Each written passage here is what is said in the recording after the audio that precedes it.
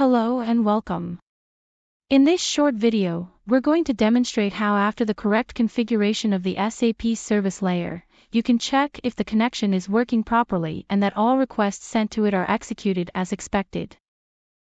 For this, we're going to use the popular API platform, Postman, a tool that we highly recommend for this purpose, and which you can download for free on postman.com/downloads. The SAP Business One service layer is a web API that allows external applications to interact with SAP Business One data. We use this service layer to integrate our cloud apps with SAP Business One.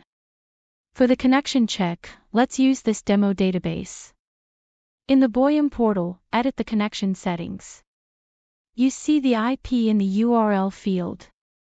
It is a public IP that corresponds to the current server value in the SAP Choose Company window.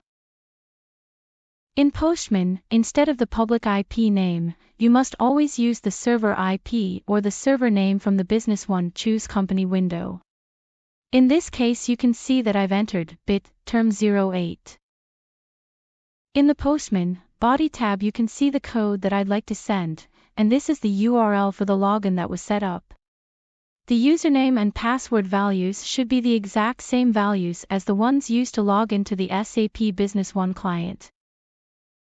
The command should be post, and now you can click send.